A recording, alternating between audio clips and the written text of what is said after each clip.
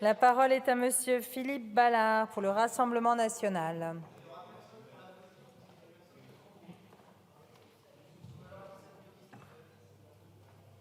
Oui, merci. Je me veux bien, j'ai un chat dans la gorge.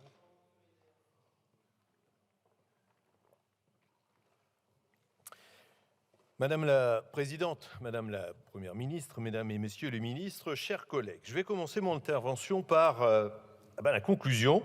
Le groupe Rassemblement national ne votera pas cette motion de censure. Alors du coup, comme il me reste un petit peu de temps, je vais vous dire pourquoi, je vais essayer de développer quand même. En fait, la NUPES, et particulièrement la France insoumise, c'est un petit peu comme le gouvernement. Vous abîmez la démocratie, vous désacralisez la politique. Pourquoi déposer une 17e, 18e, on ne sait même plus d'ailleurs, motion de censure? Vous savez très bien qu'elle n'a, mais alors strictement, aucune chance d'aboutir. Aucune. Alors quelle est la raison?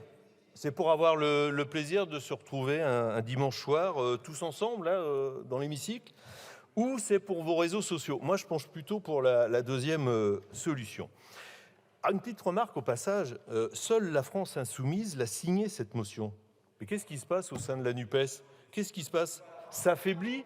C'est plus que c'était quand même, la NUPES là. Non, franchement, chers collègues, comme aurait dit Aimé Jacquet, musclez votre jeu là, musclez votre jeu.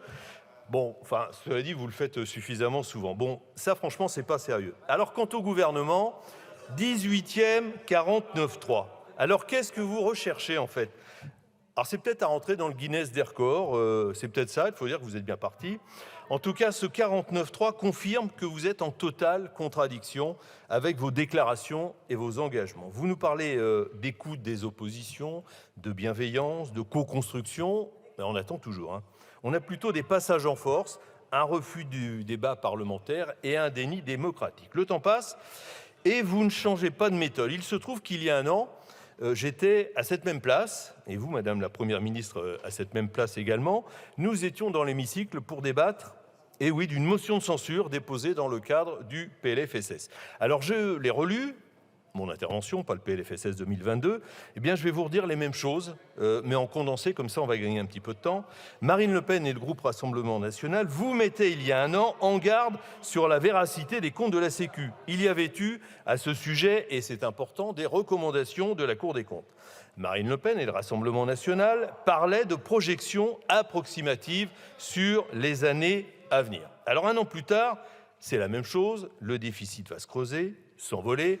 Parallèlement, le taux de prélèvement obligatoire est toujours en France le plus élevé d'Europe. Les Français cherchent avec une loupe les baisses d'impôts et de taxes. En résumé, soit vous avez du mal avec la gestion des finances publiques, soit vous détruisez volontairement le système de santé français, ou alors en fait c'est un petit peu les deux à la fois.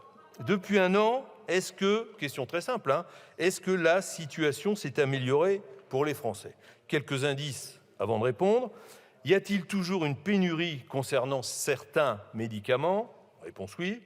Y a-t-il toujours des déserts médicaux? Et dans ma circonscription, ce n'est pas des déserts, d'ailleurs, c'est une toundra médicale. La réponse est oui. La durée d'attente aux urgences est-elle réduite? Réponse non. Le personnel des hôpitaux publics est-il épanoui? Réponse non. Les professionnels libéraux vous applaudissent-ils? Réponse non.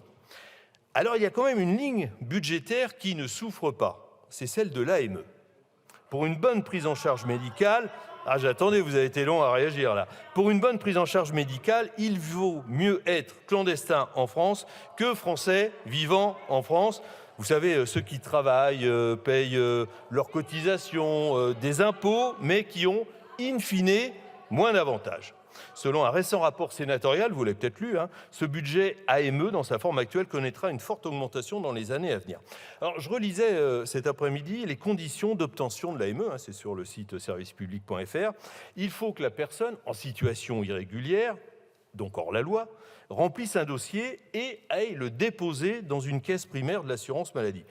Mais quand on y réfléchit, c'est complètement ubuesque. On demande à une personne hors la loi de déposer un document officiel dans un service administratif français.